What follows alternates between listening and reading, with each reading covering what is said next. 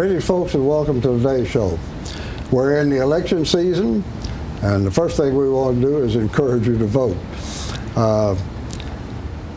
May 6th, we have the primary for Democratic and Republican candidates, and leading up to an August election for all of the county positions, including the results of the primaries. So, and of course, our purpose is to try to give you some introduction into the candidates.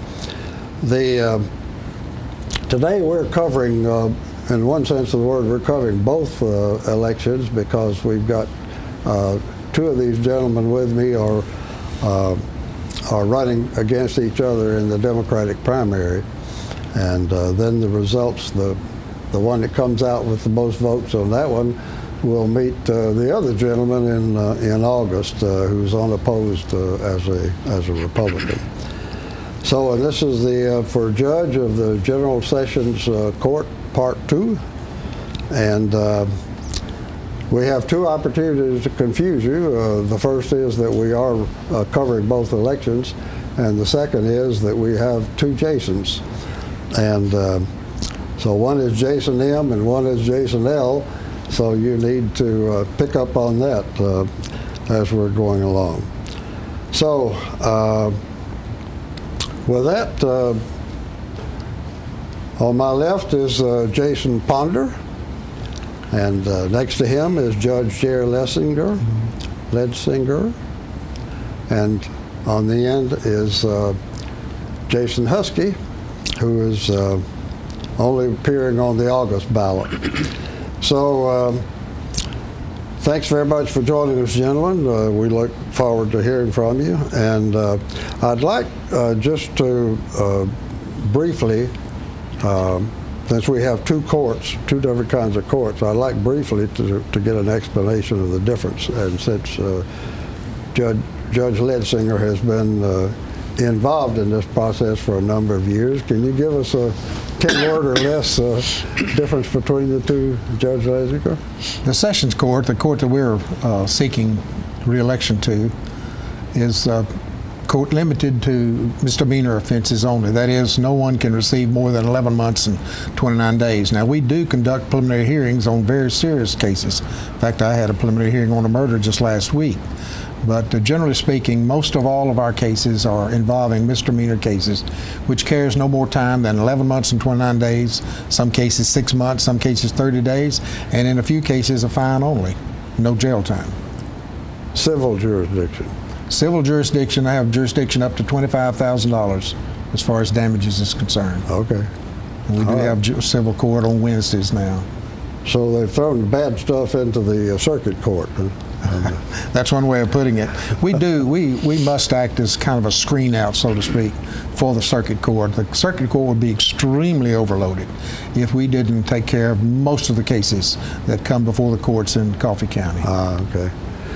We need to take a short commercial break, folks, and we'll come back and find out a little more about these gentlemen.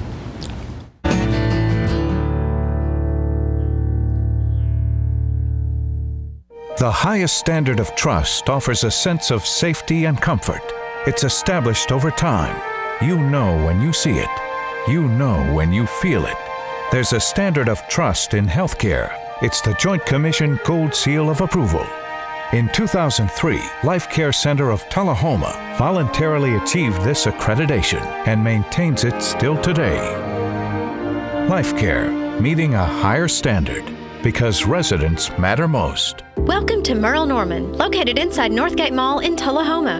Since 1931, Merle Norman Cosmetics have been researched, developed, manufactured, and packaged in the USA, using the highest quality ingredients and unmatched customer service to help women look and feel better about themselves. Hi there, I'm Christy Almacher, owner of Merle Norman. I want to talk to you a little bit today about Merle Norman products. We have a large line of skincare and cosmetics for all skin types. Merle Norman's motto is try before you buy, so we'd love for you to come in, talk to us about your concerns, try the products, and we want you to feel good when you leave here, so we hope to see you soon. Want to feel good in your skin? Visit Merle Norman in Northgate Mall, Tullahoma. Let the Smokehouse be your mountain getaway destination in beautiful Mont Eagle, Tennessee. Enjoy our cabins, restaurant, and old general store. Shop thesmokehouse.com featuring homemade barbecue sauces, jellies, and many other fine Tennessee products. Our live Music on the Mountain series features some of the best local and Nashville talent every Friday and Saturday night, 6:30 p.m. No cover, kids welcome.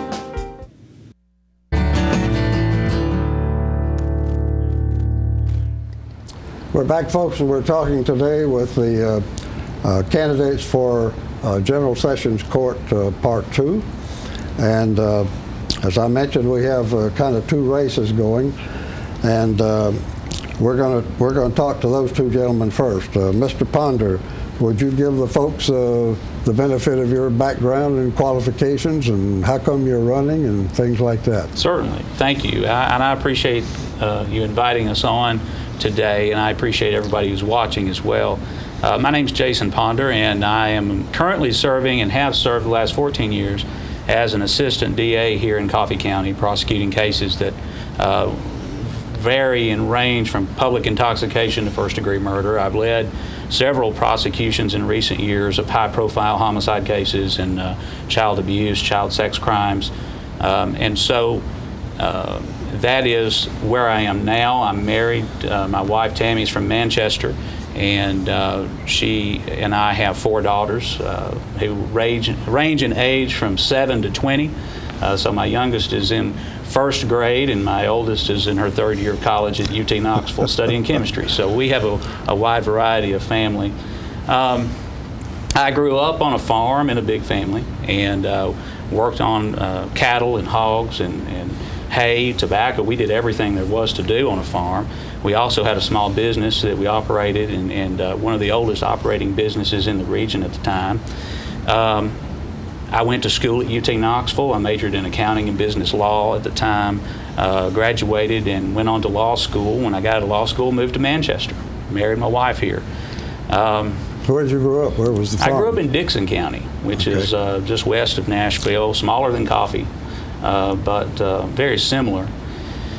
And when I moved here, I was in private practice for 2 years, handling a wide variety of cases, and then I was invited to join Mickey Lane in the district attorney's office. When I started at the DA's office, I never really expected to go the route that I've gone, and that is to say handling primarily violent crime, crimes against children, and sex crimes against children.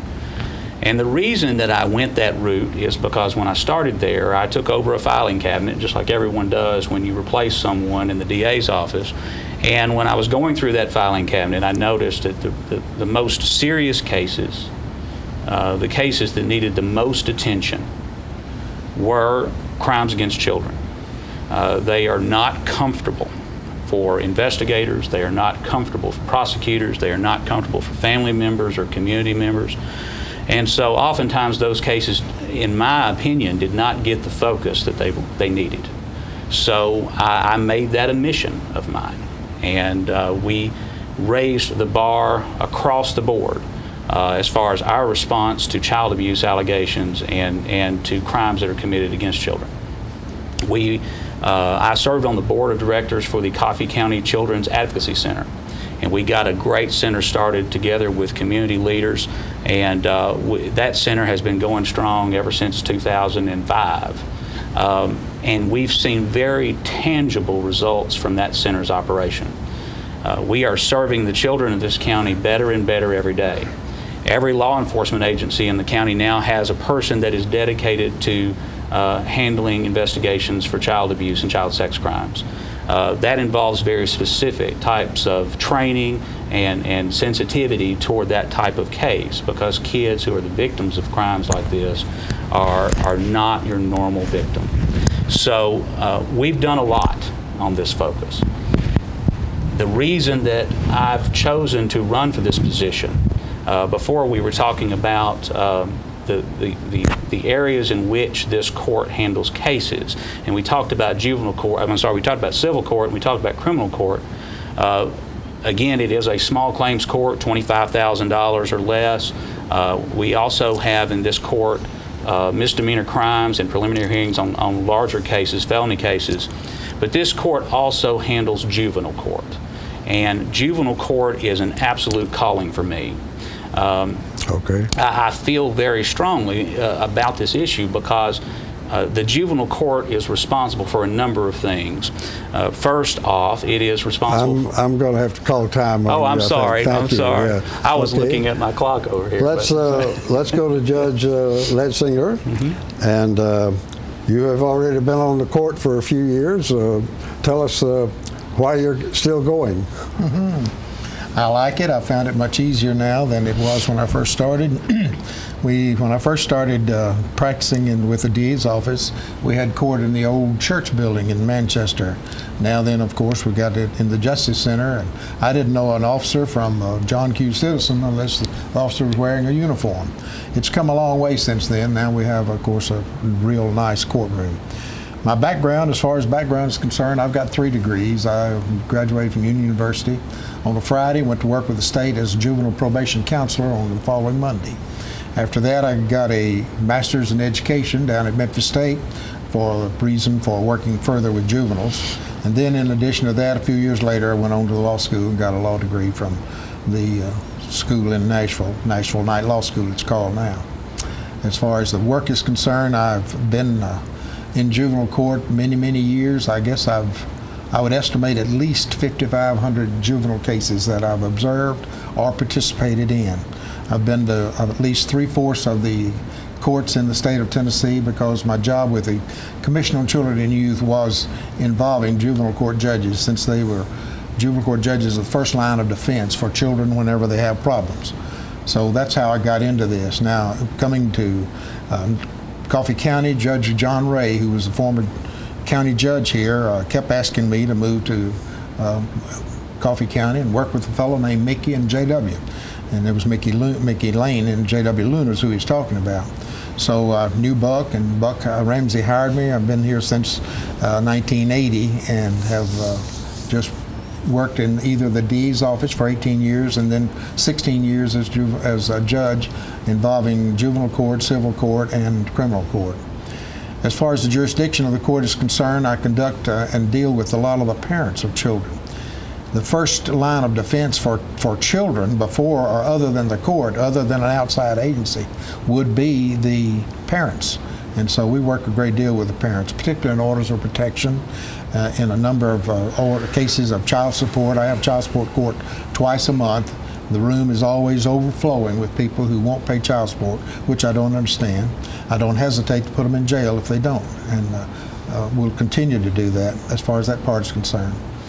I don't know of what else to say other than I enjoy the position. I will say that I've observed many other courts during the time that I've been with the Sessions Court in Coffee County.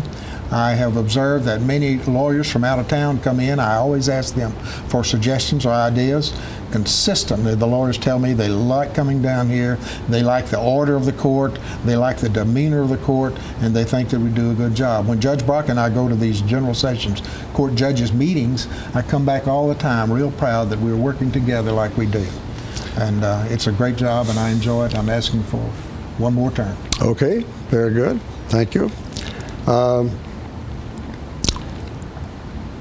I could ask, it's sort of an impolite question, but I guess maybe you can find some way to do it. The two of you are running in the Democratic primary, and so the folks are going to have to make a decision here. Why one or the other? Why you? Me? Yes.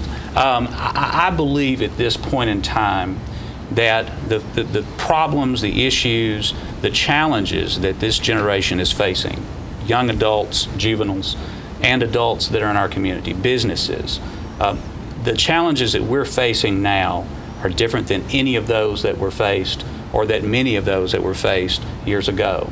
I believe that I am in touch with those challenges. I have 4 small children. I have 3 small children and 1 who's a young adult who are facing those challenges now. And I believe that my experience, I believe that my education, and I believe my commitment to this community uniquely qualifies me to help these young people face the challenges that they're facing. And I don't question the motives of anyone sitting on this stage tonight. I just feel like I'm qualified. Thank you. Thank you. Judge Ledsinger. I don't think that this position should be Democratic or Republican. Amen. I feel like that I never know what a party a person is when they appear before me. Never made any difference, so I don't think it should be either way as far as that part is concerned. But I have grandchildren now. Jason mentioned children. I have grandchildren of those ages, and got 7 of them. In fact, one's trying to come into the world today, I think. So we certainly have the proper motivation to see that county benefits as much as we can. Well, good luck on the one that's due for arrival. With that, folks, we need to take a short commercial break, and we'll come back.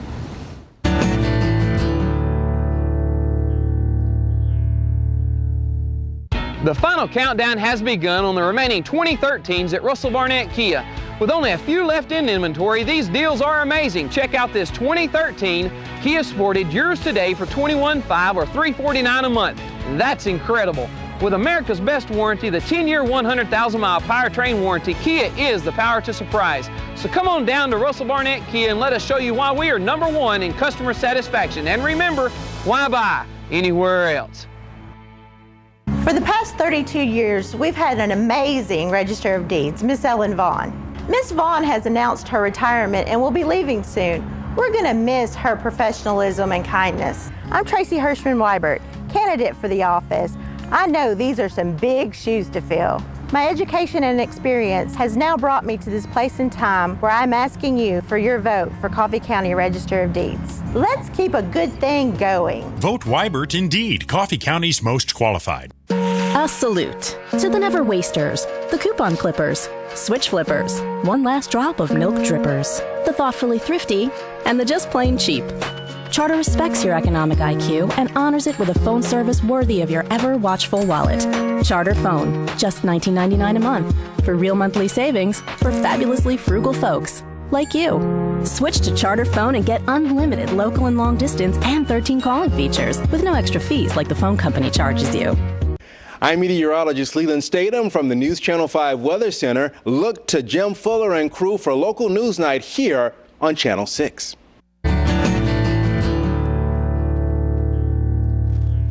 We're back, folks, and up to now we've talking to Jason M. Ponder and Judge Jerry Ledsinger, who are running on the Democratic primary.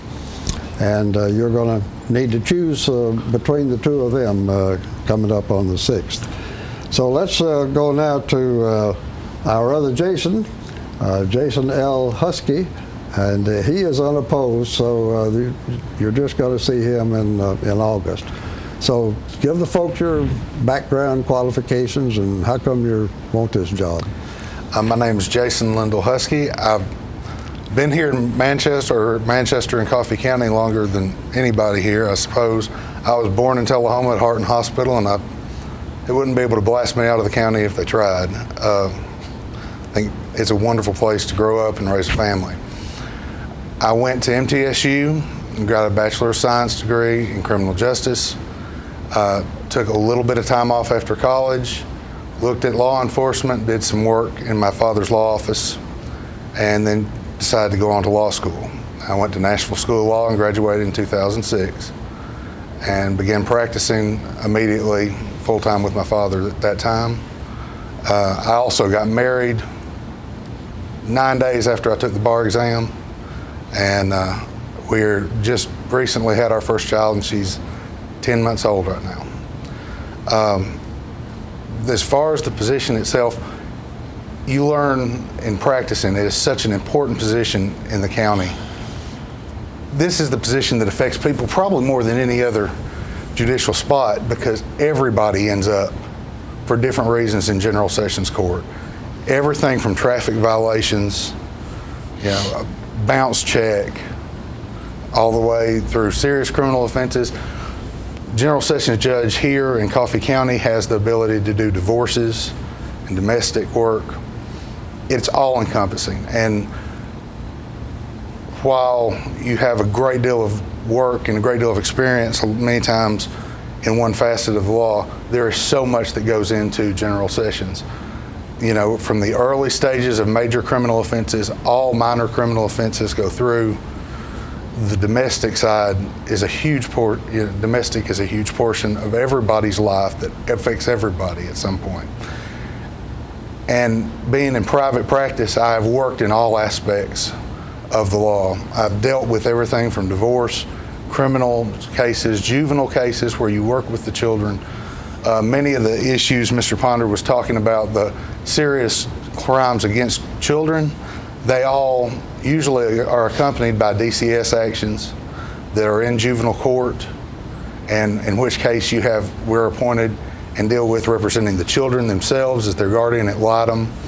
We may also end up representing grandparents or maybe a divorced parent who was not directly involved. You really get a full feel of working all aspects of the courtroom. And I feel that makes it so important to have all that background in handling General Sessions Court. Okay.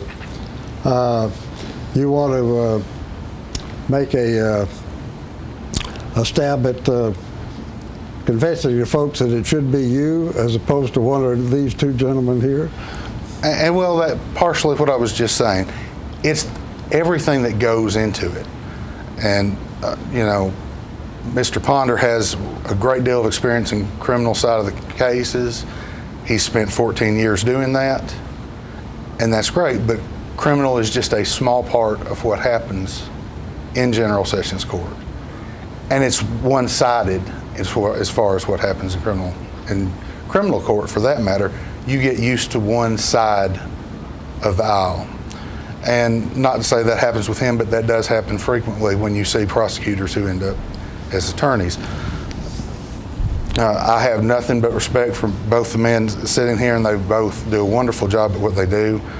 I just feel it is the right time, and as we know, this is an 8-year appointment or 8-year election. It is the right time for me, and I feel the right time for the county. And for the voters, you have a choice. So I'd like to ask the three of you to comment on the situation. I think it's generally recognized, really, that we have a problem with the justice system. I'm talking nationally now, and while it doesn't affect you gentlemen and the Sessions Court particularly, it should be of interest to everybody in the criminal justice system, I think. That's the fact that we have, the U.S. has 5% of the world's population, and we've got something approaching 30% of the world's people in prison, prisoners, incarcerated. That would seem to say on the surface that there's something going on out there that shouldn't be. And I'd like to give each of you a chance to address that very, very briefly. Why is that, and should we be doing something about it? Judge Lessing, let's start with you. I think generally speaking that the general public expects more out of people going to prison or jail than we should. There are other alternatives. We are continuously shopping around, looking around, developing programs. Judge Brock and myself both have been involved in, for example, the development of the drug court, which helps. It takes a long time to counsel and work with people, but that is more effective in dealing with people as far as any permanent change is concerned than jail or prison. I found that over and over in my many years of experience. Yeah.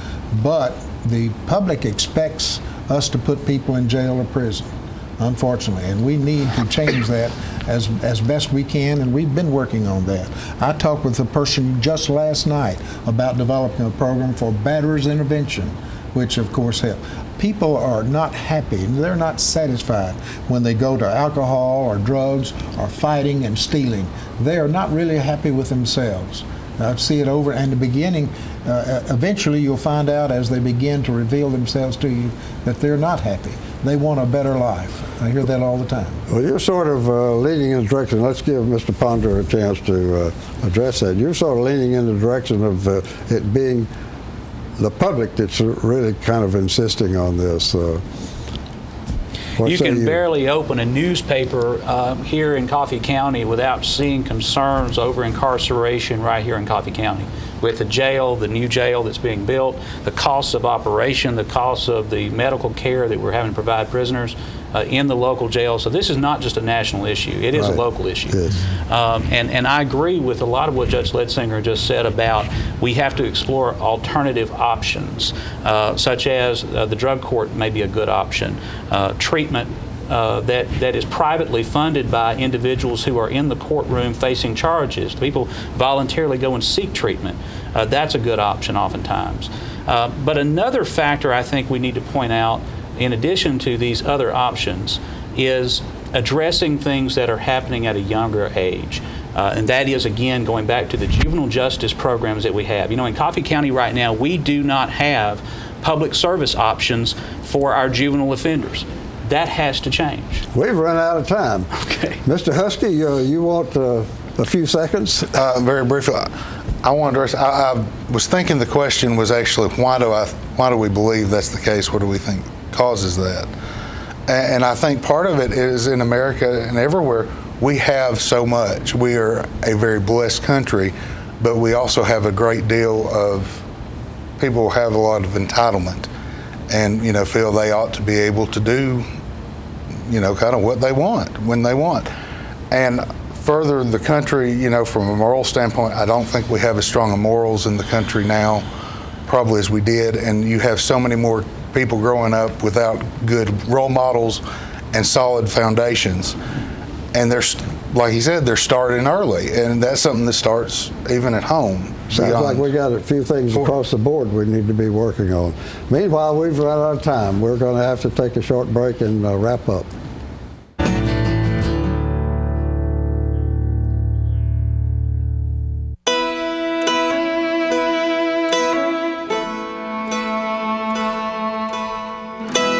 Imagine a world with more birthdays.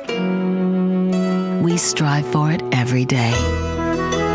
We fight to get people the best access to care and the chance for more parties to plan.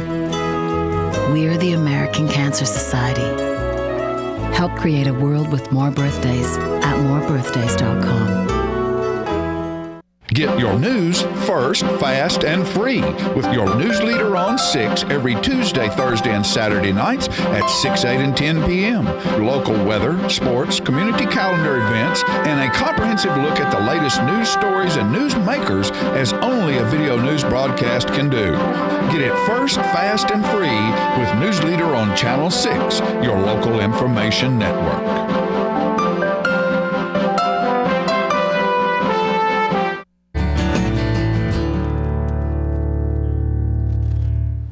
We've been talking today, folks, with the candidates for the judge of the General Sessions Court, Part 2.